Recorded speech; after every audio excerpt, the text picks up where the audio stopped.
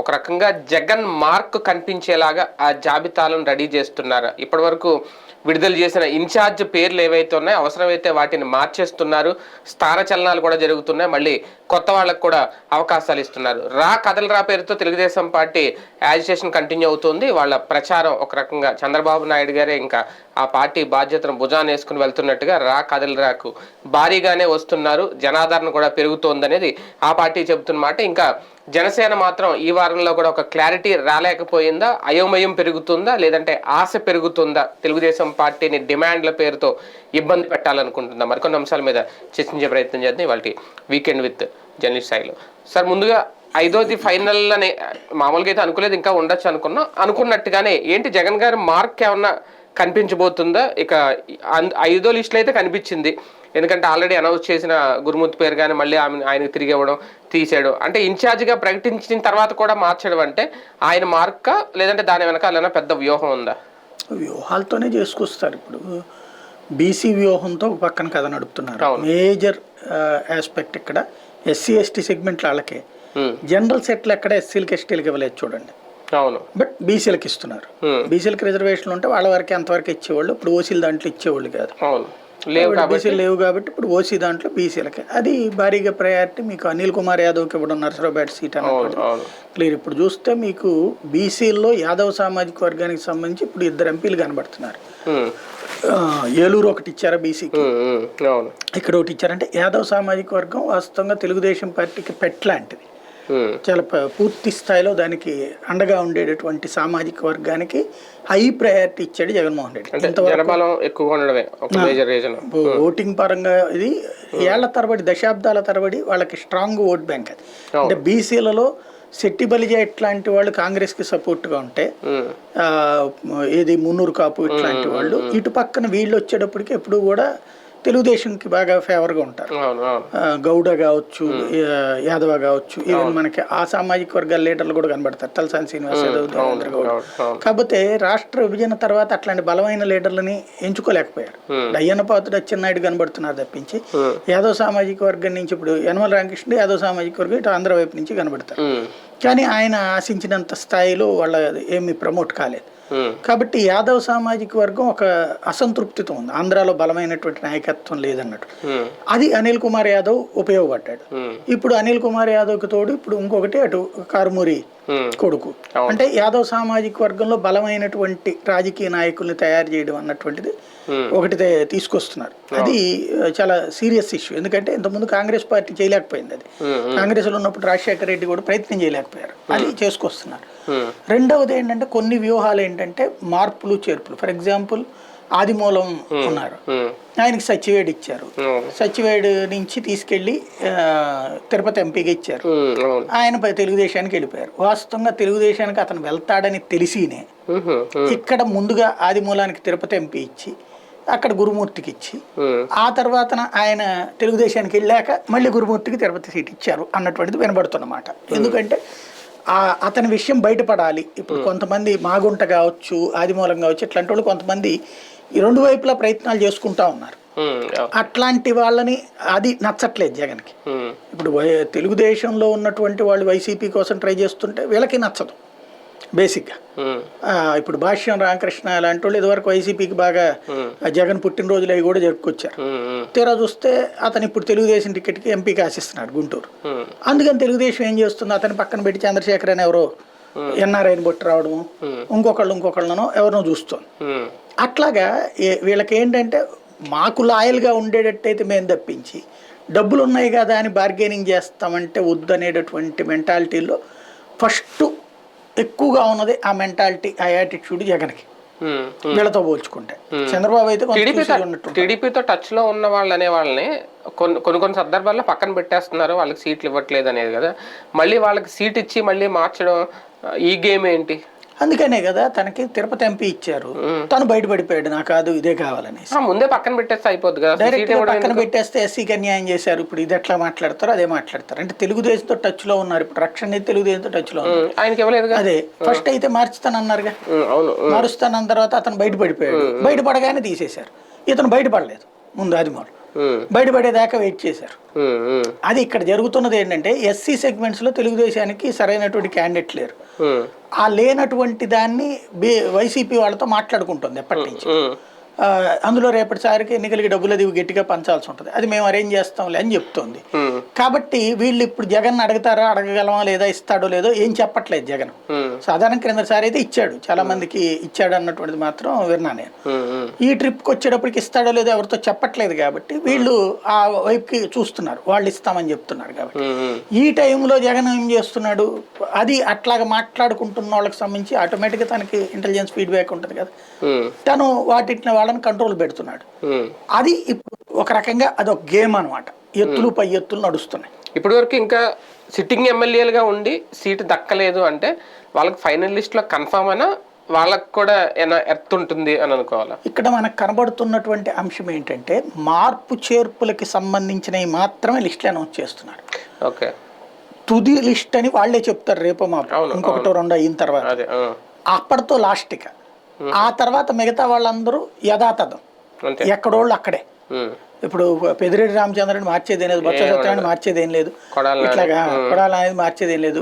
అట్లాగా మార్చాల్సినటువంటి వాటికి మాత్రమే లిస్టులు రిలీజ్ చేస్తుంది, ఎంపీలైనా ఎమ్మెల్యేలైనా. లేని చోట్ల లేకపోతే మార్చాలనుకున్నాయి, మిగతాదంతా ఇన్ఛార్జీలుగా ఆల్రెడీ అనౌన్స్ చేసేసిన వాళ్ళు వాళ్లే కొనసాగుతారు. ఇది ఫార్ములా. తెలుగుదేశం పార్టీ లిస్టులను చూసి ఇంకా అయోమయంలో ఉందా, లేదంటే ఆల్రెడీ ఏదో 11 మందితో రెడీగా ఉందని ఏదో ఒక లిస్టు ఇద్దరు, అందులో జనసేన వాళ్ళు కూడా ఉన్నారు, సానా సతీష్ ఇంకొకరి పేరు, లేదంటే అది కన్ఫర్మ్ అనుకోవాలా అలా విడుదల చేయబోతున్నారు? ప్రచారంలో ఉన్న పేర్లు అంతకు మించేం లేదు, అందులో ఎక్కడ నో కాంట్రవర్సీ, అది ఆల్రెడీ కాబట్టి మాకు లీక్ అయిందని చెప్పినా కూడా ఆశ్చర్యపోనక్కర్లేదు. 70 మంది పేర్లు రెడీ అయిందని ఇంకొకటి, దాంట్లో ఈలోపు కాలువ శ్రీనివాసులకి ఎంపీ ఇస్తున్నారని చెప్పి ఆయన లేదు నేను ఎమ్మెల్యేగానే పోటీ చేస్తున్నాను నా నియోజకవర్గం నుంచి అని తను అనౌన్స్ చేసేసుకున్నాడు. అటు ఆదిరెడ్డి భవానీ వాళ్ళ హస్బెండ్ టికెట్ కన్ఫర్మ్ అంటున్నారు, గంటా శ్రీనివాసరావు పేరు లేదంటున్నారు. అంటే ఫస్ట్ లిస్ట్ లో లేదు. అదే ఇది ఇట్లా చాలా రకాల కొన్ని వైసీపీ పేర్లు కూడా యాడ్ చేశారు. ఇప్పుడు పార్థసారథి గారి పేరు అంటే వాళ్ళు ఇంకా అఫీషియల్ గా అయితే జాయిన్ అవ్వలేదు కదా. నూజివీడికి అంటున్నారు, నూజివీడి అయితే ఈయన పోటీ చేయడానికి సిద్ధంగా లేడు పార్థసారథి. అట్లాగే బోండా ఉమాది ఇంకా ఏంటి అక్కడ. ఇప్పుడు వీళ్ళు చెప్తున్నటువంటి 70 పేర్లలో దాదాపుగా 20-30 జనసేన కోరుతున్న సీట్లు. కాబట్టి ఇవన్నీ ప్రచారం ఎక్కువగా ఉంది, వాస్తవం తక్కువ ఉంది. లేట్ అయ్యే కొద్దీ ఇట్లాంటి దిక్కుమాలిన ప్రచారాలు చాలా వస్తుంటాయి. అయోమయమా లేదంటే కాంట్రవర్సీ అవుద్ది అని చెప్పి లేట్ చేసే ఒక వ్యూహం ఏమన్నా బాబు గారు? భయస్థుడు చంద్రబాబు నాయుడు. ఆ భయం అంటే ఉపన్యాసాల్లో చాలా గంభీరమైనటువంటి భయంకరమైన హెచ్చరికలు ఉంటాయి, కానీ మనిషి వ్యక్తిగతంగా నిర్ణయాలు తీసుకునే విషయంలో భయస్థుడు. రెండవది తను వ్యూహ చతురుడు అనేది చాలా గట్టిగాను నమ్ముతారు. ఇప్పుడు కొన్ని చోట్లన మీకు సీట్ ఇక్కడ ఇచ్చినా కూడా రాదు, నీకు అనుకూలమైన అంటే ఇప్పుడు ఎట్లా లెక్కేస్తారంటే బాబు గారి కాన్సెప్ట్, నీకు అనుకూలంగా ఎంతమంది ఉన్నారనే కంటే కూడా నీకు వ్యతిరేకంగా ఎంతమంది ఉన్నారన్నది లెక్కేస్తారు. అంటే వ్యతిరేకత ఎక్కువగా ఉంటే నీకు నష్టం, అనుకూలత లేకపోతే పార్టీ ద్వారానైనా వస్తుంది అనుకూలత. అంటే ఏమీ లేనోడిని మనం తీసుకొచ్చి గెలిపించవచ్చు, కానీ తీవ్ర వ్యతిరేకత ఉన్నోడిని గెలిపించడం కష్టం. కాబట్టి ఆ ఫార్ములా చూస్తాడు. ఇప్పుడు లాంగ్ స్టాండింగ్ ఎమ్మెల్యే క్యాండిడేట్ల మీద వ్యతిరేకత ఎక్కువ ఉంటుంది అనుకూలత కంటే కూడా. ఎందుకు, ఇప్పుడే ఉన్నటువంటి ఈ ప్రభుత్వం చేసిన సంక్షేమ కార్యక్రమాల వల్ల అది జగన్ మీద ప్రేమతోనైనా సరే అక్కడ ఎమ్మెల్యేకి అనుకూలంగానే వెళ్తుంది, లోకల్గా సిట్టింగ్ ఎమ్మెల్యే. అక్కడ వీళ్ళ ఎమ్మెల్యే టైంలో ఏమి ఇవ్వలేదు కదా, కేంద్రం రాష్ట్ర ప్రభుత్వం ఇవ్వలేదు. ఆ చివరిలో ఇచ్చినటువంటి దాని పేరు ఏంటిది, సంపూర్ణ రుణమాఫీకి బదులుగా ఇచ్చిన పసుపు కుంకుమ లాంటి వాటితోనే గడపాలి. అదే పట్టుకుని అక్కడికి వెళ్ళాడు అనుకోండి, సర్లే చాలా చూసానులే అని చెప్తాను.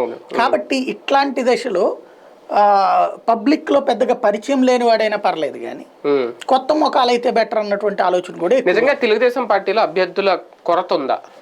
నాకు తెలిసి అయితే లేదు, ఎక్కువ ఉన్నారు. ఇంకా అంటే ఒక నియోజకవర్గానికి 2-3 స్ట్రాంగ్ క్యాండిడేట్లు ఉంటారు తెలుగుదేశానికి, అందులో మొహమాటం ఏం లేదు. అంటే అభ్యర్థులు కొరత ఉండకపోవచ్చు, గెలుపు గుర్రాలు పెద్దగా లేరు, అందుకే ఆలోచిస్తున్నారు అనేది. గెలుపు ఓటం అనేటువంటిది పార్టీ బేస్డ్ మీద ఉంటుంది, కానీ అభ్యర్థి బేస్డ్ అనేటువంటిది అంటే కొన్ని క్యాలిక్యులేషన్స్ ఉంటాయి కదా, ఆర్థికంగా లేదంటే ప్రజాబలం ఇలాంటి వాళ్ళని ఎంచుకున్నప్పుడు 175 మీరన్నా ఒక్కో స్థానానికి 4-5 ఉండొచ్చు, కానీ వీళ్ళ పారామీటర్స్ లో సంబంధించిన వాళ్ళు క్యాండిడేట్స్ తక్కువ ఉన్నారు. నాకు తెలిసి 175 స్థానాల్లో కూడా మినిమం 20 కోట్లు ఎస్సీ ఎస్టీ సెగ్మెంట్స్లో, మ్యాక్సిమం 50 కోట్లు ఖర్చు పెట్టగలిగిన వాళ్ళు 175 స్థానాల్లో ఉన్నారు తెలుగుదేశం. అందులో ఏం లోటు లేదు. కొన్ని స్థానాల్లో అయితే 2-3 కూడా ఉన్నారు. నిజంగా అలా ఉంటే అసలు పొత్తు కూడా అవసరం ఉండదు కదా. అంటే సమస్య ఇక్కడ ఓట్ పోలరైజేషన్ కోసం కదా. ఇప్పుడు తమకు 40 వచ్చినాయి, వీళ్ళ ద్వారా గెలిచేస్తామని కాదు కదా, డబ్బులు ఖర్చు పెట్టగలరు వాళ్ళు. కానీ ఒక సెంటిమెంట్ని రాజేయకపోతే కష్టం కదా. ఇప్పుడు అతను ఒక సెంటిమెంట్ పట్టుకెళ్ళాడు, సర్వీస్ సెంటిమెంట్ అన్నట్టు. లేదు, డెవలప్మెంట్ అనే సెంటిమెంట్ వైపు తీసుకురావాలంటే డబ్బు కూడా ఖర్చు పెట్టాలి అక్కడ. ఇంకొకటి ఏంటంటే ఈ ఎమోషన్ అనేటువంటిది డివైడ్ కాకూడదు. ప్రభుత్వ వ్యతిరేక ఓటు అనేటువంటి దాన్ని డివైడ్ కానివ్వకూడదు. ప్రభుత్వానికి అనుకూల ఓటు పోలరైజ్ అవుతున్నప్పుడు ప్రభుత్వ వ్యతిరేక ఓటు పోలరైజ్ కాకపోతే కష్టం. ఎందుకంటే అక్కడ వచ్చిన గ్యాప్ 10%. 1-2 ఒక 5 లోపు అయితే కనుక ఇప్పుడు వీళ్ళు వేసే స్కెచ్లు సరిపోతాయి. ఇదే జనంతో వెళ్ళొచ్చు, ఇది నడుపుకోవచ్చు. కానీ ఏకంగా 10% అంటే ఆషామాషి కాదు. 10% ఓట్లు మళ్లించాలి అంటే ఇన్ని తిప్పలు తప్పవు. దానికోసమే పొత్తు. దానికోసమే. కానీ నిజంగా టీడీపీలో కొరత అయితే లేదు.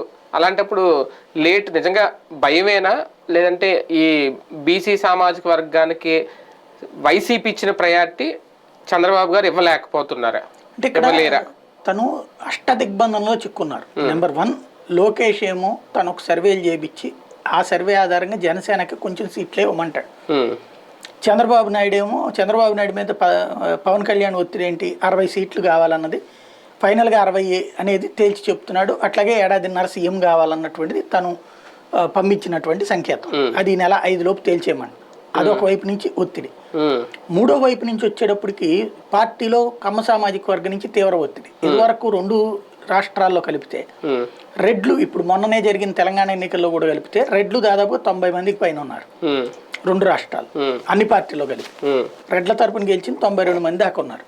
అదే కమ్మ సామాజిక వర్గం 35-40 దగ్గరనే ఉన్నారు. అందులో తెలంగాణలో చాలా తగ్గిపోయారు, 2-3.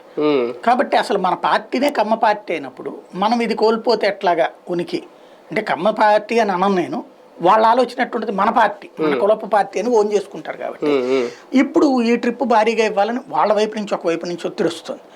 మరొక వైపున ఎన్ఆర్ఐలు దశాబ్దాలుగా మేము పార్టీ కోసం సేవ చేసాం, ప్రతిసారి డబ్బులు అరేంజ్ చేస్తున్నాం, అన్ని రకాలు చేసి పెడుతున్నాం, మేము ఎప్పుడూ పార్టీకి కేవలం పబ్లిసిటీ కోసం ఆ టైంకి వచ్చిపోయేటటువంటి గెస్టులు మీతో భోజనం చేయడం వరకైనా మా పని, మాకు కావాలని వాళ్ళ ప్రెషర్ పెరిగింది. అందుకోసమనే దాదాపుగా 6 దాకా ఎమ్మెల్యే క్యాండిడేట్లు, 3 ఏమో ఎంపీ క్యాండిడేట్లు ఈ దఫా గట్టి ఒత్తిడితో వస్తున్నారు. వాళ్ళు ఒక వైపున వాళ్ళకి టికెట్లు ఇస్తే ఇక్కడ ఉన్నటువంటి ఆల్రెడీ ఆస్పిరెంట్స్ వీళ్ళతో ఒక సమస్య. ఇంకొక వైపున వచ్చేటప్పటికి ఏదైతే వైసీపీ నుంచి వస్తామని చెప్తున్నటువంటి వాళ్ళు వాళ్ళకి సీట్లకు సంబంధించిస్తే ఉన్నటువంటి వాళ్ళు ఫేస్ చేస్తారు. ఇంకొక వైపున జనసేన కోరుతున్నటువంటి సీట్లకి తగినటువంటిది ఇస్తే ఇప్పుడు పార్టీని నమ్ముకున్నటువంటి వాళ్ళు ఒకవైపున ఎదురు తిరుగుతారు. ఇన్ని రకాలైనటువంటి ఒత్తిళ్ల మధ్యన చంద్రబాబు నాయుడు తెగించి నిర్ణయం తీసుకునే ధైర్యం చేయలేకపోతున్నాడు. అందువల్ల ఆలస్యం అవుతుంది. కదలిరా సభకు అంటే జనం భారీగానే వస్తున్నారు. అది అందులో జనసేన వాళ్ళు కూడా ఉండుండొచ్చు, ఉంటున్నారు, వాళ్ళు కూడా వస్తున్నారు, కండవాలు కప్పుతున్నారు. అభ్యర్థులను ఎంపిక చేయకుండా ఈ సభలు పెట్టడం కూడా తెలుగుదేశం పార్టీకి ఒక మైనస్, టీడీపీకే కాదు జనసేనకు కూడా ఒక మైనస్. అట్లా ఏముండదు, ఏదైనా సరే లాభమే తప్ప నష్టమే ఉండదు. ఈ సభలు పెట్టడం వల్ల నష్టమే ఉంటుంది. ఆయన ఆ ప్రాంతంలో పార్టీ తరఫున ఒక కార్యక్రమం నిర్వహించినట్టు. ఎందుకంటే ఎలక్షన్స్ బిగిన్ అయ్యాక ఆ 40 రోజుల్లో 175 చుట్టూ రావడం కష్టం. అంటే ఎన్నికల ప్రచారం జరిగిపోతుంది కదా ఈ సభ ద్వారా. క్యాండిడేట్ ఎవరనేది తెలియకుండా ప్రచారం చేయడం అనేది స్థానికంగా ఒక కన్ఫ్యూజన్ క్రియేట్ చేసినట్టు కాదు. అట్లేం ఉండదు. ప్రాంతీయ పార్టీల్లో మొహం చూసినే కదా, చంద్రబాబు మొహం చూస్తారు, జగన్మోహన్ రెడ్డి మొహం చూసి స్థానిక నాయకుడు తప్పించి స్థానిక నాయకుడు ఎవరైతే వాళ్ళకేంటి. అంతేనా? అందులో ముందే అనౌన్స్ చేసేస్తే డబ్బులు ఆ ఎమ్మెల్యే క్యాండిడేటే ఖర్చు పెట్టుకోవాలి. ఇప్పుడు అనౌన్స్ చేయకపోవడం వల్ల యాస్పిరెంట్స్ అందరూ ఖర్చు పెడతారు. యాస్పిరెంట్స్ అందరూ చంద్రబాబు ముందు తమదైనటువంటి మాకే సత్తా ఎక్కువ ఉంది, మాకే బలం ఎక్కువ ఉంది అని చూపించుకోవడం కోసం తలకు ఒక 5,000-10,000 మందిని తీసుకొస్తారు. నడుస్తాయి ఇవన్నీ రాజకీయాల్లో సహజం అయ్యి. కాకపోతే అది తట్టుకోవాలి. మరి దానికి రాజకీయం అన్నాక అది ఉండదు. ఇప్పుడు అధికార పక్షంలోనే ఉన్నప్పుడు రేపు ప్రతిపక్షంలో ఉండదా? ఖచ్చితంగా ఉంటుంది. కానీ ముందైతే మీటింగ్ అయిపోతుంది కదా, ఆ తర్వాత వాళ్ళు లోపల తిట్టుకుంటే ఆయనకేం బాధ? ఆయన ఎదురుకుండా కొట్టుకోకూడదు, ఆయన మీద పడకూడదు, అంతే కదా, అది జరిగిపోతుంది. బాబు గారిని చూసే వస్తున్నారా కదల సభలకు? భారీ స్పందన అని చెప్పిన బాబు గారిని చూసి వస్తున్నారా? పవన్ కళ్యాణ్ గారి జనసేన ఎఫెక్ట్ బాగా కలిసి వస్తుంది. రెండు ఉంటుంది యాడెడ్ అడ్వాంటేజ్. బాబు గారు ఇప్పుడు తెలుగుదేశం పార్టీ వాళ్ళు 500 ఇస్తే జనసేన వాళ్ళకి 300 ఇస్తే సరిపోతుంది. ఎందుకు 300 కూడా వాళ్ళ చేతికి క్యాష్ ఏమి ఇవ్వకపోవచ్చు, వాళ్ళకి దారి ఖర్చులు, ఆ పెట్రోల్ పోయించడం. ఇప్పుడు జనసేన కార్యకర్తలకైతే ఆటోల్లో పెట్రోల్ పోయించడం, లేకపోతే 2 వీలర్లకి పోయించడం, ఫుడ్ అవి ఏర్పాటు చేయడం, ఇదే చేస్తారు అక్కడ ఉన్నటువంటి తెలుగుదేశం ఎమ్మెల్యే క్యాండిడేట్లు. లేకపోతే అక్కడ ఇదే జనసేన వాళ్ళే పోటీ పడుతున్నారు అనుకోండి, వాళ్ళు అదే డబ్బుల్ని ఖర్చు పెడతారు, అంటే దానికోసం ఖర్చు పెడతారు. వీళ్ళకి మాత్రం తెలుగుదేశానికి మాత్రం కార్యకర్తలు ఓన్ కార్యకర్తలు కాకుండా మిగతా జనం డబ్బులు ఇస్తేనే వస్తారు. ఇప్పుడు సభకైతే 300 రూపాయలు చేస్తున్నారట ఉత్తరాంధ్రలోను, రాయలసీమలో. కోస్తా జిల్లాలో మాత్రం 500 రూపాయలు తీసుకుంటున్నారట. అది తాజా లెక్కలు. జనవరి అయిపోయింది, ఫిబ్రవరి వచ్చేసింది. పవన్ ఇంకా తేల్చుకునే సిచ్యువేషన్లో ఉన్నారా, తేల్చుకోలేకపోతున్నారా? తను కరాఖండిగా ఉన్నారు. ఎందుకంటే ఒక పక్కన తన మీద కుల సామాజిక వర్గానికి సంబంధించిన పెద్ద ఎత్తున ప్రెషర్ ఉంది. ఒకటి ఓటు పోలరైజేషన్ కావాలి అంటే ఓటు ట్రాన్స్ఫర్ కావాలి. ఓటు ట్రాన్స్ఫర్ కావాలి అంటే కాపు సామాజిక వర్గంలో తను తీసుకొచ్చినటువంటి ఒక సెంటిమెంట్ రేగాలి అంటే ఆ సెంటిమెంట్కి తగ్గటువంటి బలమైనటువంటి సీట్లు ఇవ్వాలి. ఆయనకు ఒక 60 సీట్లు ఇచ్చి సీఎం క్యాండిడేట్ కూడా అనేది మేనిఫెస్టోలో పెట్టమని అడుగుతున్నాడు. అది వీళ్ళది ఇప్పుడు వినబడుతున్నటువంటిది ఏదో 55 దాకా ఇస్తామని, తర్వాత ఒక 4 ఏమో ఎంపీ స్థానాలు ఇస్తామని చెప్పి, ఇంకొకటి ముఖ్యమంత్రి షేరింగ్ 1.5 ఏళ్ళు ఇస్తామంటున్నారు అన్నటువంటి. అది జరిగిపోతే ఓట్ షేరింగ్ చక్కగా జరుగుతుంది, నో డౌట్. ఓట్ ట్రాన్స్ఫర్ అనేది కాపు సామాజిక వర్గం కూడా తెలుగుదేశానికి బలంగా దిగుతారు. అయితే అది అవ్వట్లేదు ఇంతవరకు. అది బయట ప్రచారం నడుస్తున్నది తప్పించి అఫీషియల్ అనౌన్స్మెంట్ రావట్లేదు. అది రాకుండా వెళ్ళిపోతే వీళ్ళు వాడేసుకుంటారు తెలుగుదేశం వాళ్ళు మనల్ని. ఇప్పుడు ప్రతి చోట కూడా ఇప్పుడు మొన్నటిదాకా తెలుగుదేశం బీజేపీ పొత్తున్నప్పుడు మోడీను చంద్రబాబు బొమ్మ ఏమన్నా వేసారా? లేదా కన్నా లక్ష్మీనారాయణ చంద్రబాబు బొమ్మ వేయలేదు కదా, సోమవీర్రాజు వేయలేదు కదా. కానీ ప్రతి చోట కూడా ఇప్పుడు పవన్ కళ్యాణ్ ఈ బొమ్మ వేస్తున్నారే వీళ్ళు. ఈవెన్ ఇప్పుడు జనసేన బీజేపీ పొత్తులో ఉంది, మరి భారతీయ జనతా పార్టీ జెండాల మీద ఎక్కడా కూడా పవన్ కళ్యాణ్ బొమ్మ లేదే. ఎందుకు జరుగుతుంది ఇక్కడ అంటే ఆ విధమైనటువంటి అటాచ్మెంట్ గ్రౌండ్ లెవెల్ దాకా తీసుకెళ్ళాడు. తీసుకెళ్ళిన తర్వాత ఇవాళ రోజున అదేంటో తేల్చుకోకుండా ఈయన బిగిన్ చేసేస్తే ఈయన్ని వాడేసుకుంటారు. వాస్తవంగా డిసెంబర్ ఎండింగ్కి పూర్తయిపోయి జనవరి 1 అలా అనౌన్స్మెంట్ ఇచ్చేసేసి పూర్తిగా ప్రచారంలోకి వెళ్ళాలనుకున్నారు కదా. ముందు ఇద్దరు కలిసి సభలు అనుకున్నారు, రాకదలరా సభలు ఇద్దరు కలిసి అని. ఒక్క సభ కూడా ఇద్దరు కలిసి జరగకుండానే అయిపోయింది. 29వ తారీఖుతో రాకదలరా సభలు అయిపోయినట్టు కదా లెక్క ప్రకారం. కానీ ఇప్పటికి ఎక్స్టెండ్ అవుతున్నట్టున్నాయి. ఇంకో పక్కన పవన్ కళ్యాణ్ టూర్ అసలు వారాహి 1, 2 అయిపోయి 3 నెలల్లో ఏమైపోయినట్టు అదే ఆగిపోయింది. ఆయన వెహికల్ అక్కడ పెట్టుకుని రెడీలో స్టీరింగ్ మీద చెయ్యట్టుకుని కూర్చుని ఉన్నాడు ఆయన. మీరు ఆ లిస్ట్ ఇవ్వండి, నేను నొక్కుతా యాక్సిలేటర్, లేకపోతే కనుక వెనక్కి వెళ్ళాలా ముందుకు వెళ్ళాలా అనేది మీరు డిసైడ్ చేయాలి. అసలు వారాహి యాత్ర చేసే ఉద్దేశం ఉందో లేదా పవన్ కళ్యాణ్ గారికి? వారాహి యాత్ర చెప్పాడు కదా ఆయనే. వారాహి యాత్రని అదేది దాని డైలాగ్ ఏదో ఉంది కదా, ఆపేది ఎవడరా అని. అవును, ఆయన ఎవ్వడూ ఆపట్లేదు, ఆయన ఆపుకుంటున్నాడు అంతే, వేరే వాళ్ళు ఆపి అంతే. కానీ తెలుగుదేశం పార్టీ విషయంలో నిజంగా మీరు చెప్పినట్టు ఆ లెక్క అంతా కరెక్ట్ అయితే party cadre, TDP cadre accept చేస్తుందా? తప్పదు కదా. ఇప్పుడు పార్టీని బతికించుకోవాలి ముందు. ఇప్పుడు ఈ దఫా అధికారం రావాలి ఎట్లయినా సరే. అధికారం రాకపోతే పార్టీ మనుగడకి సంబంధించిన ప్రశ్నార్థకం. నెక్స్ట్ ట్రిప్కి బాబు గారి వయసు పరంగా చూసుకుంటే నెక్స్ట్ ట్రిప్కి పార్టీ పరంగా అంటే తెలంగాణలో వరుసగా 3 సార్లు అయిన తర్వాత ఇక తర్వాత ఉనికి రాలే. ఇప్పుడైతే ఒక్కసారే కాబట్టి ధైర్యం ఉంది వీళ్ళకి. రేపు ట్రిప్ రాలేదు అంటే కనుక ఇక్కడ తెలంగాణకి ఇక్కడికి తేడా ఏంటంటే అక్కడ కాంగ్రెస్ పార్టీ, బీఆర్ఎస్ వచ్చాక తొక్కి అవతల పడేశారు. కాంగ్రెస్ ఉన్నంతకాలం ఇన్నేళ్లు ఇబ్బంది పడాల, 10 ఏళ్ల పాటు అధికారంలో లేకపోయినా కూడా మళ్ళీ అధికారంలోకి రాగలిగారు. అధికారం కోసం ఒక మెట్టు దిగడం వేరు, ఒక 10-15 మెట్లు దిగిపోవడం వేరు. ఇప్పుడు తెలుగుదేశం పార్టీ నిజంగా మీరన్నట్టు 55-60 ఇచ్చి 4 ఎంపీలు ఇచ్చి 1.5 ముఖ్యమంత్రి పదవి షేరింగ్ ఇవ్వడానికి కూడా ఒప్పుకుంటే ఓ 10-15 మెట్లు దిగిపోయినట్టు కాదా? అది అంత అవసరమా అనేవాళ్ళు ఉంటారా టీడీపీలో? చీలికి రాదా రేపొద్దున అంటారు సహజంగా. కానీ చీలి ఎక్కడికి పోవాలా? 3వ ప్రత్యామ్నాయం ఉండుంటే మీరు చెప్పినట్టు కరెక్ట్ అవుతుంది. భారతీయ జనతా పార్టీ జనసేన కలిసి ఉంటే కనుక అసలు ఈ గొడవలే వచ్చేవి కాదు. వీళ్ళతో కలవకుండా ఉంటే కనుక అసలు ఏ గొడవ ఉండదు, తెలుగుదేశం వాళ్ళు అందరూ ఉంటారు. జనసేన తెలుగుదేశం కలవడం వల్ల అది ఉంటుంది.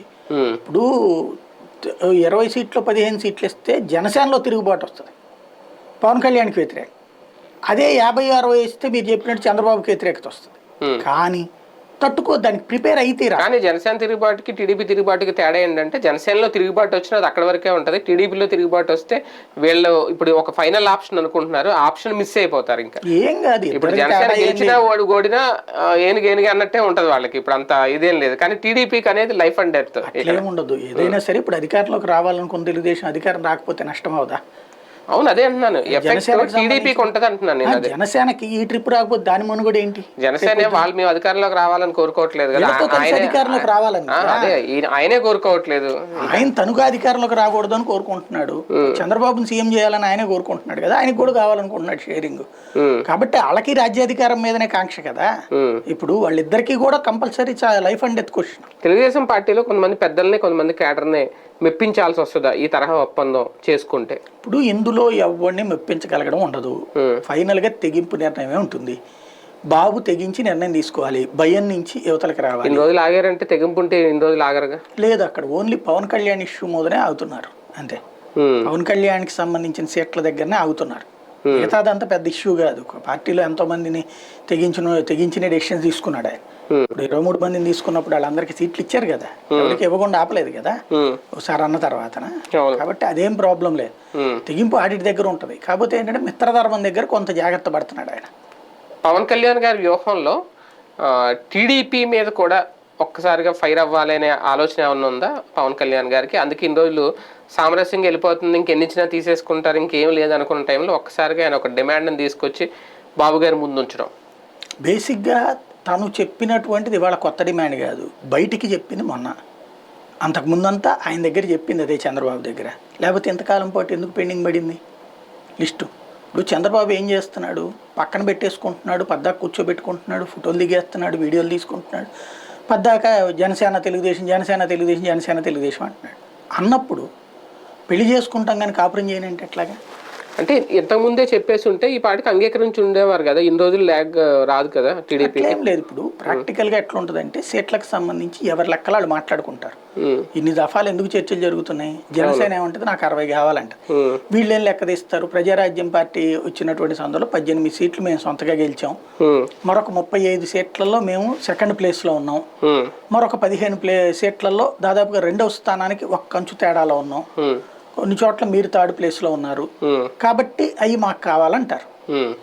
తెలుగుదేశం ఏమంటది, మీరు ప్రజారాజ్యాన్ని ఇప్పుడు కౌంట్ వేసుకోవద్దు, మీకు మొదటిసారి వచ్చింది 6% ఓట్లే, ఆ తర్వాత చూస్తే మున్సిపల్ ఎన్నికల్లో ఎన్ని వచ్చినాయి, మాతో పొత్తు ఉన్నటువంటి చోట్ల మీరు ఎన్ని గెలుచుకున్నారు, మాతో పొత్తు లేని చోట్ల మీ పరిస్థితి, అట్లాగే జెడ్పీటీసీ ఎంపీటీసీ ఎన్నికల్లో అదే పరిస్థితి, ఈవెన్ మేము లేకపోయినా కూడా మీ వల్ల కాలేదు, వీళ్ళు పోటీకి దిగలేదు కదా, జెడ్పీటీసీ ఎంపీటీసీ బాయ్కాట్ చేశారు కదా, అయినా కూడా మీరు ఎన్ని సాధించారు? మీరు సాధించినటువంటి ఆకాశం సీట్లు కూడా లోకల్గా ఉన్న తెలుగుదేశం పార్టీ వాళ్ళు పొత్తు పెట్టుకోవడం వల్ల. ఇది పక్కా డేటా ప్రిపేర్డ్గా ఉంటుంది తెలుగుదేశం దగ్గర. ఆ డేటా తీసుకున్నప్పుడు మరి పవన్ కళ్యాణ్ చూస్తూ ఊరుకుంటాడు కదా, ఊరుకోడు కదా, ఈయన డేటా ఈయన పట్టుకుపోతాడు. ఈయన ఇదిగో నాకు ఇదివరకటి కంటే నా బలం పెరిగిందా లేదా మీరు చెప్పండి ముందంటాడు. బలెవరు పవన్ మీరు లేకపోతే ఎట్లాగా, మీరు మంచి బలవంతులు ఇప్పుడు అంటాడు చంద్రబాబు. మరి అంత బలం ఉన్నప్పుడు నా బలానికి తగ్గట్టుగా భోజనం పెట్టాలి కదా అంటాడు ఆయన. నీకు భోజనం పెడతాం కానీ ఇప్పుడు నా వాళ్ళకి భోజనం తీసేంత కష్టం కాబట్టి కొద్దిగా ఆలోచించి అంటాడు ఈయన. ఆలోచిస్తున్నాను నేను, అందుకని నేను చాలా త్యాగం చేశాను, మామూలుగా సగం అనుకున్నాను, కానీ 50-60 దగ్గర కాంప్రమైజ్ అవుతున్నా సరే మీరు ఎట్లా అంటారు అంటారు. అంత కాదు కొద్దిగా తగ్గించుకో అంటాడు. ఎంత తగ్గించుకోవాలన్న దగ్గర ఇప్పుడు ఇదంతా కూరగాయల బేరం లెక్క నడుస్తుంది. రెండోది పవర్ షేరింగ్ ఇవ్వడానికి లోకేష్ ఏమాత్రం ఒప్పుకోవట్లేదు, అందుకే బయటికి మాట్లాడేసింది ఆయన ఇది ఉండదు అనేటువంటి. అదే సందర్భంలో పవర్ షేరింగ్ అనేటువంటి కాన్సెప్ట్ ఏ ఒక్కళ్ళ దగ్గర కూడా ఒప్పుకోవట్లేదు తెలుగుదేశం వాళ్ళు, మరి వాళ్ళని కన్విన్స్ చేయాలి కదా, అందువల్ల నడుస్తుంది ఇక్కడ. ఈ బేరం తెగుద్దా లేదంటే పొత్తునే తెగదెంపులు చేసుకునే వరకు వెళ్తుందా? అది బాబు గారు తీసుకునే నిర్ణయం మీద ఆధారపడుతుంది. ఇవ్వము పవర్ షేరింగ్ ఇవ్వము, సీట్లు ఒక 20-25 అన్నారు అనుకోండి, అప్పుడు ఇక పవన్ కళ్యాణ్ గత్యంతరం లేదనుకుని సర్దుకుంటే ఓకే, అప్పుడు కాపు సామాజిక వర్గం సర్దుకుంటుందా లేదా అనేటువంటిది నెక్స్ట్ ఎలక్షన్లో తేలుతుంది. ఒకవేళ అలా కాదు ఇస్తాను అన్నాడు అనుకోండి, అసలు ఇంకా తెగిపోయినట్టే కదా. ఈ ఓవరాల్ ఎపిసోడ్ చూస్తూ ఉంటే పవన్ కళ్యాణ్ చంద్రబాబు గారు ఇద్దరు కలిసే ఉన్న ఒక గేమ్ ఆడుతున్నారు అనుకోవచ్చా? అంత పెద్ద సీన్ ఏం లేదండి ఇందులో. అటు కాపు సామాజిక వర్గం ఇటు కమ్మ సామాజిక వర్గం ఇద్దరిని ఒప్పించడానికో మెప్పించడానికో మా ప్రయత్నాలు అయితే మేము చేసాం, అలాగని చెప్పి జగన్ గద్దెనెక్కించడం ఇష్టం లేక ఇద్దరం కలవాల్సి వచ్చింది అనే ప్లాన్ ఏమన్నా ఉందా, గేమ్ ప్లాన్? రోజు జనాలు పాత రోజుల్లో అయితే ఈనాడు ఆంధ్రజ్యోతి రోజు చదివేసేసి అది నిజం అనుకుని నమ్ముతారు. ఇప్పుడు కూడా చదివిస్తున్నారు కదా, వాళ్ళు చదివిస్తున్నారు కాబట్టి చదివిన తర్వాత పక్కన అనవసరంగా వీళ్ళు కర్మగాలి ఆ ఫేస్బుక్లు యూట్యూబ్లు అన్నీ వచ్చేసినాయి కాబట్టి అవన్నీ అబ్జర్వ్ చేస్తున్నారు. ఇదివరకు ఏంటంటే కాంగ్రెస్ వాళ్ళు కనుక సుదీర్ఘంగా 50-60 ఏళ్ల పాటు ఉట్టి దూరదర్శన్ నేను ఆల్ ఇండియా రేడియోని పెట్టి దాంట్లో వచ్చే వార్తలే నిజమని చెప్పి నమ్మి మనం కూడా అదే నమ్ముకునేటువంటి రోజులు. ఇప్పుడు అట్లా లేదు. టీవీ ఛానల్ వచ్చాక ఒక మార్పు వస్తే సోషల్ మీడియా వచ్చాక మరొక మార్పు. వాళ్ళు ఏదో అనుకుంటే ఏమవ్వదు. ప్రాక్టికల్గా ఇద్దరికీ కూడా గౌరవప్రదమైన స్థానాలు, నా దృష్టిలో అయితే ఒక 50 అసెంబ్లీ స్థానాలు, అట్లాగే ఒక 5-6 పార్లమెంట్ స్థానాలు ఎక్కువ అనవసరం జనసేనకి, ఎందుకంటే ఇంకా అంత స్థాయికి పెంచుకోలేదు కాబట్టి ఒక 5-6 పార్లమెంట్ స్థానాలు, ఒక 50 దాకా అసెంబ్లీ స్థానాలు, కనీసం ఒక ఏడాదన్న ముఖ్యమంత్రి సీటు ఇచ్చేటట్టయితే గౌరవప్రదం అవుతుంది. అలా కాకుండా తగ్గితే గనక నష్టం అవుతుంది. ఇందులో గేమ్ అయితే ఏం లేదు, వీళ్ళిద్దరు ఆడుతున్న గేమ్ అయితే ఏం లేదు, వీళ్ళతో విధి ఆడుతోంది గేమ్ అంతే. తర్వాత తెలుస్తుంది అది. షర్మిల గారి విషయంలో ఆస్తుల పంపకాలు అనే అంశం తీసుకొచ్చిన లాస్ట్ వారంలో ఆమె సాక్షి గురించి మాట్లాడింది. లేదంటే కాంగ్రెస్లో ఆమె పెద్దలను కలుస్తున్నారు, అంటే గతంలో కాంగ్రెస్లో ఒక వెలిగిన నాయకుల్ని కలవడం, వివేకానంద రెడ్డి గారి కుటుంబానికి నుంచి వాళ్ళ భార్యను లేదంటే సునీత గారిను తీసుకొచ్చే ప్రయత్నం చేయడం. నిజంగా కాంగ్రెస్ ఎదుగుదల గురించి ఇదంతా చేస్తున్నారా షర్మిల గారు? ఆమె ఆలోచన, ఆమె ప్రయత్నం వేరే ఏదైనా ఉందా? అన్న తనతో పాటుగా ఆస్తులతో పాటు రాజ్యాధికారంలో షేర్ ఆవిడ ఎక్స్పెక్ట్ చేసింది, అది రాలేదు. అందుకని రాజకీయ పరంగా తను కూడా అన్నకి సమఉజ్జి కావాలనుకుంది. అందుకోసమని తెలంగాణకి పోయింది. అక్కడ ప్రజలు తిరస్కరించారు. దాంతో పోటీ చేయలేక ధైర్యం చేయలేకపోయింది. ఆంధ్రప్రదేశ్లో అయితే నీకు కెరీర్ ఉంటుందన్నటువంటిది ఆర్కే గారు ఇచ్చిన సలహా మేరకు ఆంధ్రప్రదేశ్కి వచ్చింది. ఇప్పుడు ఖర్చులు కొంతవరకు వెసులుబాటు ఉంటుంది. ఎవరిస్తారు ఏంటనేదాన్ని తెలుగుదేశం ఇస్తుందని చెప్పి వైసీపీ భావిస్తుంది, లేదా ఆవిడే పెట్టుకుంటుందని వాళ్ళు భావిస్తారు. అది మనకు అనవసరం. కాకపోతే ఆవిడకి తన పర్సనల్ ఎజెండా అంటే అన్న మీదన తన ఆధిపత్యం. వాస్తవంగా మీరు ఒక్కసారి అబ్జర్వ్ చేస్తే, అంటే ప్రాక్టికల్గా అబ్జర్వ్ చేస్తే, ఊరికినే వేగ్గా ఏదో మాట్లాడుకోవడం వేరు. ప్రాక్టికల్గా అబ్జర్వ్ చేస్తే భారతి ఎప్పుడన్నా తను రాజకీయ కార్యకలాపాల్లో కానీ లేకపోతే బయట ఎక్కువ తిరిగినటువంటి సందర్భాలు మనకి ఏమైనా కనబడ్డాయా? వాళ్ళ కుటుంబంలో రాజశేఖర రెడ్డి ఉన్నప్పుడు కూడా జగను ఆయన గెలిచినప్పుడు కానీ అది ఇంట్లో వ్యవహారం తప్పించి ఆవిడ ఎప్పుడు పబ్లిసిటీ బయటకు రాలేదు. ఆవిడ పబ్లిసిటీ కోరుకోదు. రెండవది కుటుంబంలో తొక్కివేయబడిందేమో, అంటే కుటుంబంలో అత్త పెత్తనం ఆడపడుచు పెత్తనం ఉందనుకోండి, కాదనొచ్చు. కానీ విజయమ్మ పేరు పదే వినబడింది, షర్మిలమ్మ పేరు పదే వినబడింది, భారతీ పేరు. ఇప్పుడు జగన్ కొడుకు, తన ఇంట్లో ఎవరి పేరు రావాలి? కొడుకు పేరు రావాలి, కోడల పేరు రావాలి, అంతే కదా, అత్తగారి పేరు రావాలి. కానీ అత్త పేరు వచ్చింది, కొడుకు పేరు వచ్చింది, కోడల పేరు పెద్దగా రాల. అంటే ఏంటి? రాజశేఖర రెడ్డి మరణించాక ఓ రకంగా వీళ్ళిద్దరు పెత్తనమే నడిచింది. విజయమ్మ గారు పెత్తనం చెయ్యాలనుకోదు, ఆవిడ పని ఆవిడ చేస్తుంది, ఆ నిర్ణయాలే చెప్తుంటుంది. కానీ తల్లిని అడ్డు పెట్టుకుని తను ఆడపడుచు పెత్తనం చేసింది. ఆ పెత్తనాన్ని జగన్ అంగీకరించలేదు, తన భార్య పక్షాన్ని నిలబడ్డాడు. అదే కదా ఇప్పుడు సమస్య. తన భార్య పక్షాన్ని నిలబడ్డ తర్వాతన ఇక తల్లిని పట్టుకెళ్ళిపోయి, తల్లి ఆమె కూతురికి అంటే కొడుకుని ఎంత చూస్తుందో కూతురుని కూడా అంతే చూస్తుంది. అందుకని తీసుకెళ్ళి తెలంగాణలో ట్రై చేసింది. అక్కడ వర్కౌట్ కాలేదు, మళ్ళీ వెనక్కి వచ్చింది. ఇప్పుడు ఏమంటోంది? అన్నని దించుతానంటోంది. అన్న రాజకీయాన్ని సమాజ్ చేద్దాం అనుకుంటుంది. తద్వారా ఏం సంకేతం కనబడుతుంది మనకి? ఇంటి స్పర్ధని జనం ముందుకు తీసుకొస్తుంది. ఇంట్లో తన రాజకీయ అధికారం, ఇంట్లో తన అన్న ఆస్తిలోనే కాదు, తన అన్న రాజకీయంలో వాటా కోరుకుంటుంది. ప్రజలు ఇస్తారా లేదా అన్నది రేపు తేలిపోతుంది. అంటే బేసిక్గా ఇంటి టాపిక్ వచ్చింది కాబట్టి షర్మిల గారు మొదటి నుంచి కూడా డాడీ ప్రిన్సెస్ అంటారు.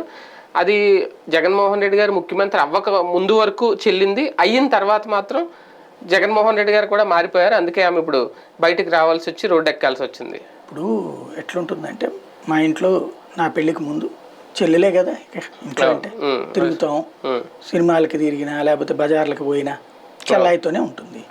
పెళ్ళి అయిన తర్వాత భార్య పిల్లలు, తనకి భర్త పిల్లలు. అప్పుడున్నట్టు నువ్వు లేవంటే ఎట్లా సాధ్యం అవుతుంది? ఇప్పుడు మా చెల్లి భర్త ఉంటాడు, వాళ్ళ చెల్లి అట్లాగే ఫీల్ అవుతుంది. అంతే, అవును, అంతే. ఇక్కడ రెండు వైపులా బ్యాలెన్స్ చేసుకోవాల్సిన అమ్మాయి. అబ్బాయికి ఇక్కడ సంపాదించాలా, స్థిరత్వం చూడాలి, వ్యవహారం చూడాలి. తను ఇది వదిలేస్తే ఏముండదుగా గ్రిప్పు. ఇప్పుడు సమస్య ఏంటి? పెళ్ళయిన తర్వాత అత్తగారింట్లో తన హవా నడవాలని కోరుకోవడంలో తప్పులే. పుట్టిల్లు అత్తారిల్లు రెండు నా చేతుల్లోనే ఉండాలనుకోవడం వల్లే సమస్య వస్తుంది. ఇప్పుడు మళ్ళీ నిన్న కూడా అంది షర్మిలారెడ్డిని నేను, ఎస్ మేబీ పుట్టినప్పుడు రెడ్డి అయినప్పుడు మధ్యలో మారిపోద్దా?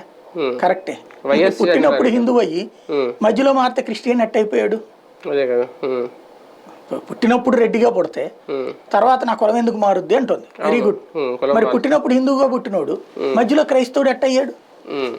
మతం మార్చుకుంటే ఎవరు మారుస్తున్నారు? మరి అప్పుడు మతం మార్పిడి టైపే కదా ఇది కూడా, పెళ్లి కుల మార్పిడి. ఎందుకు? పెళ్లి వేరే వాళ్ళని చేసుకుంది కాబట్టి. ఓకే, మా నాన్న బిడ్డని ఎస్ కాదని ఎవరున్నారు? మరి ఇప్పుడు విజయమ్మ పుట్టింటి పేరేంటి? ఒకటే మొక్క. విజయమ్మ పుట్టింటి పేరేంటి? మరి పుట్టింటి పేరుతో ఎందుకు పిలిపించుకోవట్లా?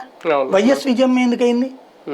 కల్వకుంట్ల కేసీఆర్ గారి కోడలకి, కవిత వాళ్ళ వదినికి, ఆవిడికి ఇంటి పేరు పుట్టింటి పేరు ఎవరికన్నా తెలుసా?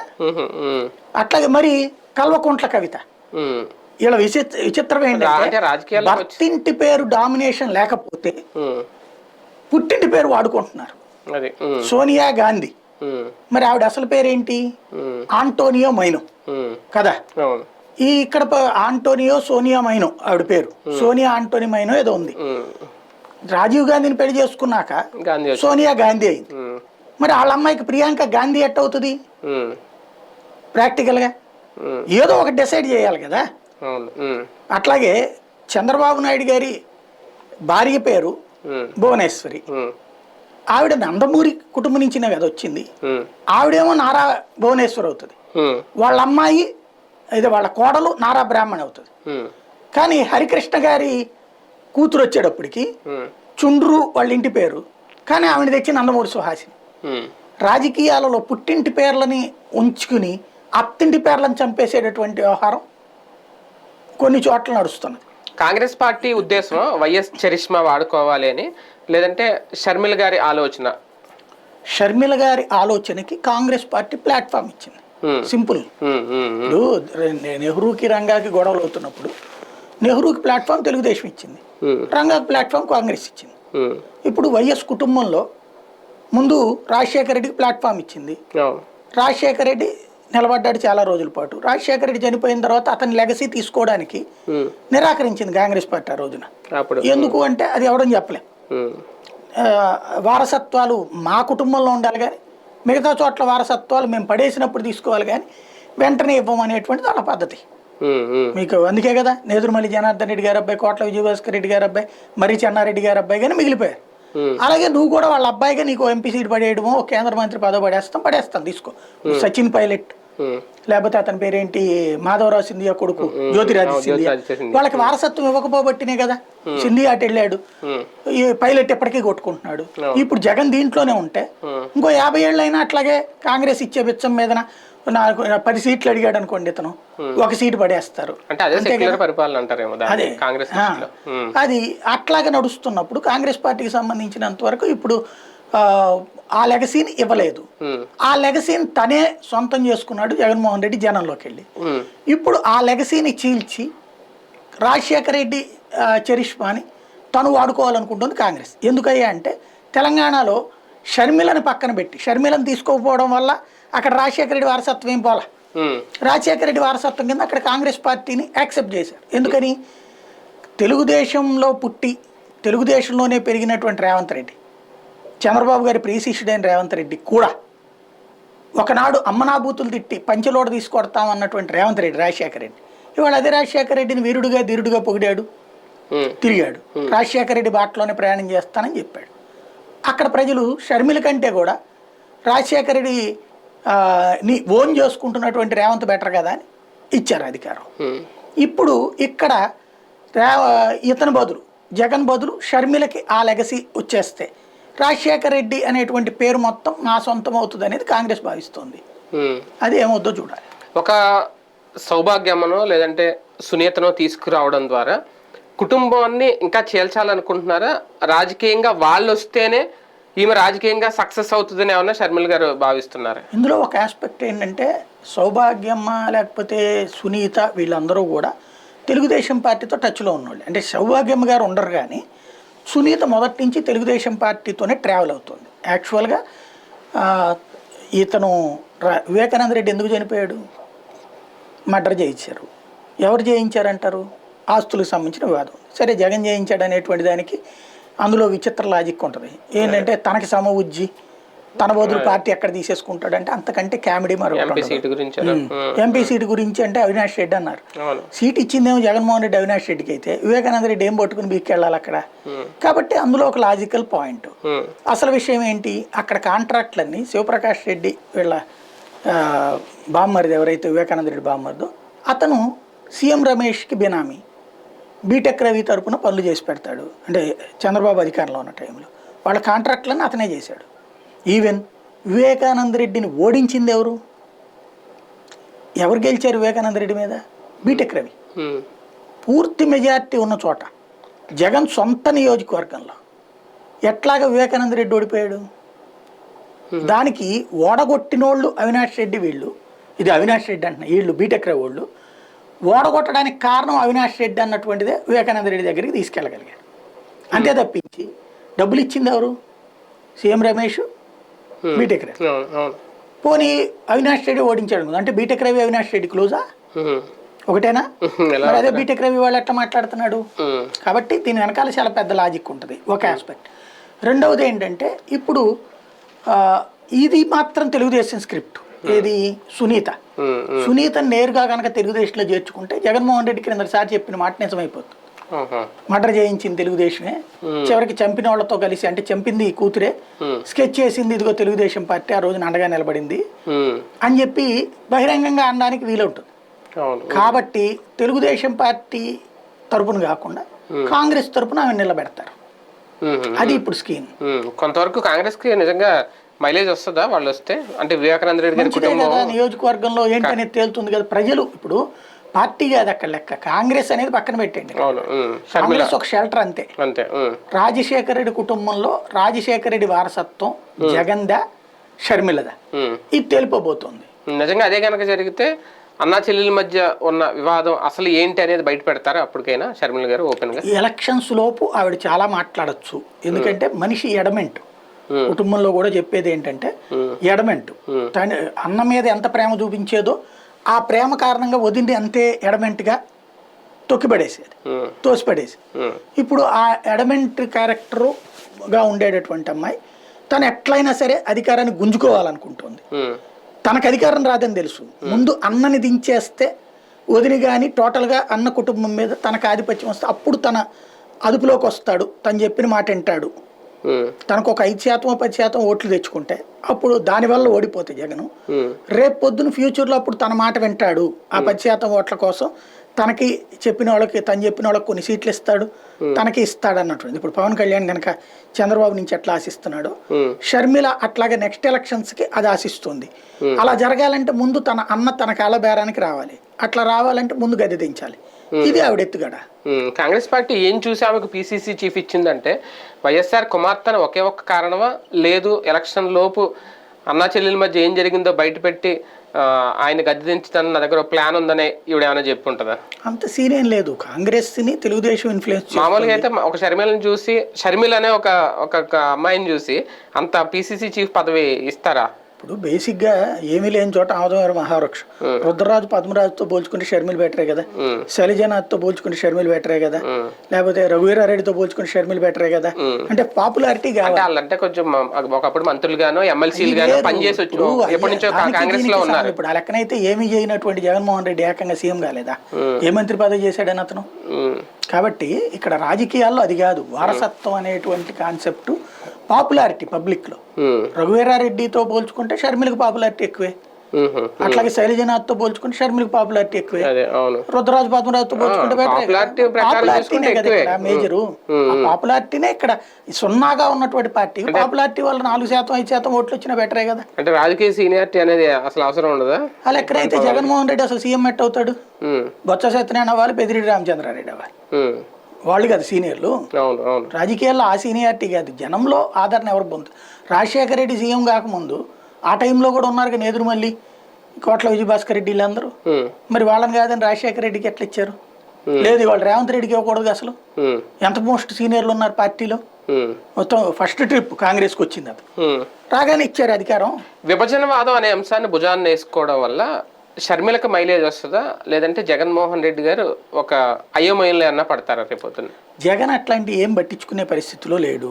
తను ఓన్లీ ఒకటే ఎజెండాతో ఉన్నాడు. షర్మిల విషయంలో ఖచ్చితంగా హ్యూమిలేషన్ ఫీల్ అవుతాడు, నో డౌట్. ఎందుకంటే మొన్నటిదాకా అన్న అని తిరిగేటువంటి చెల్లి, అది వ్యక్తిగతమైనటువంటి హ్యూమిలేషన్ ఫీల్ అవుతాడు. అది పొలిటికల్ గా దెబ్బతింటుందనే భయం కూడా ఉండొచ్చు, నో డౌట్. లేదు అనుకోవడం భ్రమ. రెండో పాయింట్ ఏంటంటే ఇప్పుడు ముందు తన డెవలప్మెంటల్ యాక్టివిటీ ఏంటి, తన దీనికి సంబంధించి ఏంటి సంక్షేమం, దీని మీదనే చూసుకుంటాడు కానీ ఇంకొక రూట్లోకి పోతాడని నేను అనుకోను. దానివల్ల అంటే అంత ఎఫెక్ట్ ఏమి ఉండదు, ఎఫెక్ట్ ఉండదని మనం చెప్పలేము. ఖచ్చితంగా దాని గురించి ఆలోచించుకోకుండా తప్పదు అంటున్నా. ఎఫెక్ట్ ఎంత మేరకు ఉంటుందనేది పబ్లిక్ డిసైడ్ చేస్తారు. కానీ విభజన అంశాలు పదే పదే రెచ్చగొట్టడం, లేదంటే దాని గురించే మాట్లాడడం, ప్రత్యేక హోదా అంశం తీసుకోవడం, షర్మిల గారు రేపొద్దున సమాధానం చెప్పాల్సి వస్తుందా జగన్? విభజన హామీలు అన్నటువంటి దాన్ని ప్రజలు దాన్ని ఏమంటారంటే యాడెడ్ అడ్వాంటేజ్గా చూస్తున్నారు తప్పించి అది మెయిన్ ఉద్యమంగా చూడట్లేదు. తెలంగాణ ఉద్యమంకి ఉండేటువంటి టెంపర్మెంట్ విభజన ఉద్యమానికి లేదనినే కదా పవన్ కళ్యాణ్ బయటికి వెళ్ళినోడు మళ్ళీ వెనక్కి వచ్చి బీజేపీతో పొత్తు పెట్టుకుంది. అంతకుముందు దానికోసమే ఎన్డీఏ నుంచి బయటికి వెళ్ళిన తెలుగుదేశం మళ్ళీ బీజేపీ కోసం తహతహలాడుతోంది. అట్లాగే అంతకుముందు దాన్ని అడ్డుపెట్టుకుని జనంలోకి తిరిగినటువంటి జగన్మోహన్ రెడ్డి తన అధికారంలోకి వచ్చిన తర్వాత నా ప్లీజ్ అని అడిగే పరిస్థితిలో ఉన్న తప్పించలేమని చెప్పేసింది. ఇక్కడ పోరాటాలు ఎందుకు చేయలేదు అంటే ఒక ప్రాంత ఓట్ బ్యాంక్, ఒక రీజన్ ఓట్ బ్యాంక్ అయినా కాంగ్రెస్ కి వచ్చే అవకాశం ఉంటుంది ఈ విభజన ప్రత్యేక హోదా అంశం నెత్తి మీద పెట్టుకోవడం. మొన్ననే గెలవాలి కదా, అది ఫస్ట్ క్రిందసారి కూడా చెప్పారు కదా మేము వస్తేనే హోదా వస్తుందని. రావాలి కదా ఓట్లు కాంగ్రెస్ వాళ్ళు. అదే విభజనని కాంగ్రెస్ పార్టీ వస్తే విభజన సమస్యను పరిష్కరిస్తుంది అని నమ్మిన వాళ్ళు 1.5% అనుకుంటా క్రిందసారి. ఈసారి ఏమైనా పెరుగుతారని చూద్దాం. షర్మిల గారి వల్ల ఏమైనా పెరుగుతారేమో. రైట్, ఒకసారి జాతీయ అంశాలు చూసుకుంటే కేంద్ర బడ్జెట్ ని ఏమనుకోవాలి? నిన్న విడుదల చేసిన బడ్జెట్ విషయంలో బడ్జెట్ అనేటువంటి చూశాక ఏది 70 ఏళ్ళు ఒక ఎత్తు, ఏది 60 ఏళ్ళు ఒక ఎత్తు, 67 ఏళ్ళు, 10 ఏళ్ళు ఒక ఎత్తు అన్నటువంటి తేడా కనిపించింది. ఎందుకంటే 2014 నాటికి 14 లక్షల కోట్లు మనకి దేశ బడ్జెట్, ఇప్పుడు ఏకంగా 47 లక్షల కోట్లు. అప్పుడు బడ్జెట్ 14 లక్షల కోట్లు అయితే ఇప్పుడు రెవెన్యూనే 30 లక్షల కోట్లు. అంటే దేశం ఎంత మారిపోయింది. కానీ ద్రవ్య లోటు పెరుగుతుందా తగ్గుతుందా? అప్పుడు ద్రవ్య లోటు అనేది ఎప్పుడు నడుస్తూనే ఉంటుంది.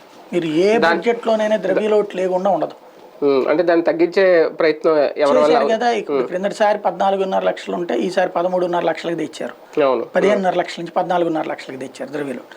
అది ఎప్పుడు నడుస్తూనే ఉంటది. ఎందుకంటే ద్రవ్యలోటు దేనికి వస్తుంది? మన ఆస్పిరేషన్స్ ఎక్కువ ఉంటాయి. మనకి రోడ్లు కావాలి, హైవేలు కావాలి, రైల్వేలు కావాలా, సదుపాయాలు కావాలి, మౌలిక వస్తువులు కావాలి, వీటన్నిటికీ డబ్బులు ఖర్చు పెట్టాల్సిందే. అది నా దగ్గర 10 రూపాయలు ఉంది కాబట్టి ఇంతవరకే గోడ కట్టూరుకుంటాను, తర్వాత బిల్డింగ్ చూసుకుందాం అంటే జనం ఒప్పుకోరు. కాబట్టి జనానికి కావాల్సిన మౌలిక వస్తువులు కల్పించాలంటే అప్పులు చేయాల్సిందే. అప్పులు చేసినప్పుడు అప్పుల మీద వడ్డీలు కట్టాల్సిందే కదా. ఆ వడ్డీలు కూడా ఒరిజినల్ ఆదాయం నుంచి తీయాల్సిందే కదా. వీటన్నిటి మూలంగా ఏమవుతుంది? ఖచ్చితంగా ద్రవ్యలోటు పెరుగుతుంది. ఆ ద్రవ్యలోటు అనేటువంటి దాన్ని పరిష్కరించుకుంటూ ఉండాల్సిందే. అది ఒక రకంగా చెప్పాలంటే మనకి నెలకి 40,000 రూపాయల జీతం వస్తున్నప్పుడు హౌసింగ్ లోనోడు అప్పు ఎంత ఇస్తున్నాడు? 60 లక్షలు ఇస్తున్నాడు. అది అప్పు పాలవుతున్నాం కదా అని ఇల్లు కొనుక్కుందామా వద్దా? అది ఇక్కడ ద్రవ్యలోటు విషయంలో ఆలోచించాల్సింది. Simple logic. పన్నుల విషయంలో, పన్నుల తగ్గింపు విషయంలో ఈసారి పెద్దగా చోటు దక్కలేదు. మీకు ఎప్పుడైనా చంద్రబాబు నాయుడు, జగన్ ఇయే మాట్లాడుకుంటారు కానీ జనము వీటి గురించి పన్ను వేస్తే ఫీల్ అవుతారు, వెయ్యినప్పుడు ఫీల్ అయ్యేదే అంటే స్లాబ్స్ మారుస్తారు కదా, లాస్ట్ టైం మార్చారు కదా, అట్లా ఎప్పుడు ఎందుకు మారుస్తారు? ఎప్పుడు ఇంకా పెంచినవి ఉన్నాయి. మోడీ క్రిందటిసారి మాత్రమే తగ్గించాడు. ఇట్స్ ఎనఫ్, అప్పుడే చెప్పారు. ఇంకా అంతకు మించి తగ్గించడం అంటే రాష్ట్ర దేశానికి ఇప్పుడు పక్కన ద్రవ్యలోటు నడుస్తుంది, ఇంకో పక్కన ఆర్థిక సంక్షోభం అంతర్జాతీయంగా ఉంది. ఇప్పుడు ఈ హౌతీల అటాక్స్ మూలంగా సూయిజ్ కెనాల్ వైపు నుంచి ట్రాన్స్పోర్టేషన్ ఆగిపోయింది షిప్స్ది. దానివల్ల మనకి 3 ఖర్చు. ఒక సరుకు ఇక్కడ దిగుమతి చేసుకోవడానికి అయ్యే ఖర్చు 1000 రూపాయలు అయితే ఇప్పుడు 3,000 రూపాయలు అవుతుంది. అంత స్థాయి ఖర్చు ఉంది. ఇవన్నీ కూడా దేశం మీద భారమే. ఇవన్నిటిని తీర్చుకోవాలంటే ఇప్పుడు కనుక ఈ పన్నుల్లో డబ్బులు తగ్గించుకుందాం అనుకున్నారనుకోండి, అప్పుడు ద్రవ్యలోటు ఇంకో డబుల్ చేసుకోవాల్సి ఉంటుంది. అప్పుడు ఒక అమెరికా లాగాను, బ్రిటన్ లాగాను, చైనా లాగాను ఒక్కసారిగా కుప్పకూలిపోయి. అంటే ఒకటి నేను మామూలుగా ఒకప్పుడు అంటే మరీ లాస్ట్ టైం అని కాదు కానీ ఒకప్పుడు బడ్జెట్కి ఇప్పటికి కంపేర్ చేసుకుంటే ఇప్పుడు ఎక్కువగా అందరూ ఏం చూసేవారంటే ఒక టైంలో అయితే సిగరెట్లు కూడా చూసేవారు.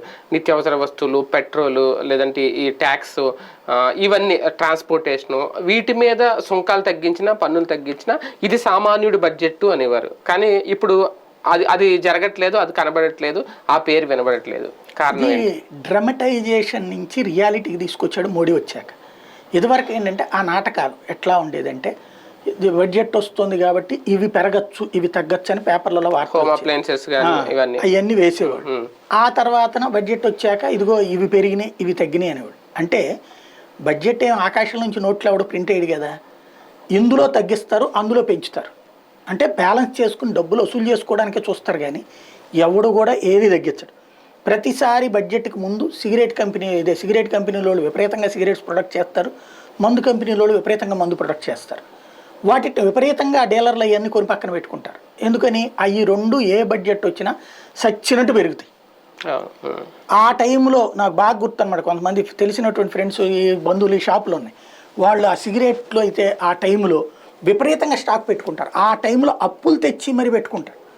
ఎందుకని ఆ రేటుకు కొనేసి ఉంటే మనకి ఒక 2-3 నెలల్లోనే డబ్బులు రికవర్ అయిపోతాయి. సిగరెట్ పెట్టి మీద 2 రూపాయలు పెరిగింది అనుకోండి, వీళ్ళకి బండిల్స్ అమ్మేటటువంటి వాళ్ళకి ఎంత మిగిలిపోతుంది? ఆ విధంగా వ్యాపారస్తులకి తప్పించి సాధారణ ప్రజలకి ఏం ఉరుగుతుంది? ఓ ఏడాదికి సరిపడి సిగరెట్లు తీసుకోడు కదా. కాబట్టి ఇక్కడ అది పబ్లిక్ ఉరిగేది కాదు, వ్యాపారస్తులు సంపాదించుకోవడానికి కొన్ని వ్యాపారస్తులు కొంత లాస్ అవటము ఇట్లాగుండేది. మోడీ వచ్చాక అసలు మీకు బడ్జెట్లో కేవలం చిట్టాపద్దులు మాత్రమే, ఇంత ఆదాయం వచ్చింది, ఇంత ఖర్చు, ఇవి తప్పించి ధరల పెరుగుదల, ధరల తరుగుదల ఇదంతా జిఎస్టీ సిస్టమ్కి తీసుకెళ్ళిపోయాడు. ఇప్పుడు అది జిఎస్టీ కౌన్సిల్ వాళ్ళ డెసిషన్ అప్పుడు మాత్రమే ధరలు పెరుగుతాయి, తగ్గుతాయి. జిఎస్టీ కౌన్సిల్ వాళ్ళు ఈ వస్తువుల మీద మనం ట్యాక్స్ ఎంత ఉంది, ఇప్పుడు 6 ఉంది, 8కి పెంచుదాం, లేకపోతే 10కి పెంచుదాం, స్లాబ్స్ 4-5 పెట్టారు కదా, ఆ స్లాబ్స్ లోకి ఈ స్లాబ్ నుంచి ఆ స్లాబ్ లోకి తీసుకెళ్తామన్నప్పుడు ధరలు పెరుగుతాయి. ఆ స్లాబ్ లో నుంచి తగ్గిస్తే ధర తగ్గిపోతుంది ఆటోమేటిక్ గా. వాళ్ళు ఆల్రెడీ అది ప్రిపేర్డ్ లో ఉన్నారు. జిఎస్టీ కౌన్సిల్కి అది అసలు ఆ పని చేయాలి ఎప్పుడు కూడా. దాంతో ఇప్పుడు అసలు ఇంకా ధరలకి బడ్జెట్కి సంబంధమే లేదు. అది మేజర్. కొన్ని రోజులు ఇంకా బడ్జెట్ ని సామాన్యుడు పట్టించుకునే పరిస్థితి ఉండదు, అసలు ఇప్పటికే పట్టించుకోవట్లేదు. అది తెలిసి ఇదివరకు ఏంటంటే నేను ఫస్ట్ ఫీల్డ్ లో ఉన్నటువంటి ఈ 10 ఏళ్ళు మోడీకి ముందున్నవన్నీ కూడా అట్టాగే జరిగింది బడ్జెట్ లో. మోడీ వచ్చిన తర్వాత నుంచి అసలు పెద్దగా దాంట్లో చదివితే కూడా అర్థం కాదు చాలా మంది, అట్లా ఉంది పరిస్థితి. ఎంత బడ్జెట్ అనేది ఓవరాల్ ఫిగర్ ఒకటే కనిపిస్తుంది. చూద్దాం. మొత్తానికి ఆంధ్రప్రదేశ్ రాజకీయాలు అయితే హాట్ గా నడుస్తున్నాయి. ఎప్పుడైతే తుది జాబితా విడుదలకు సిద్ధమవుతుందో వైసీపీ, ఇంకా టీడీపీ, జనసేన వాళ్ళ ఫస్ట్ లిస్ట్ కూడా అఫీషియల్గా అయితే రిలీజ్ అవ్వలేదు, అనౌన్స్ చేయలేదు. తర్వాత ఏమన్నా పరిణామాలు మారుతాయా, షర్మిల గారి రాజకీయం ఎంతవరకు థ్రెట్ తీసుకొస్తుంది జగన్మోహన్ రెడ్డి గారికి వేచి చూద్దాం. ఇది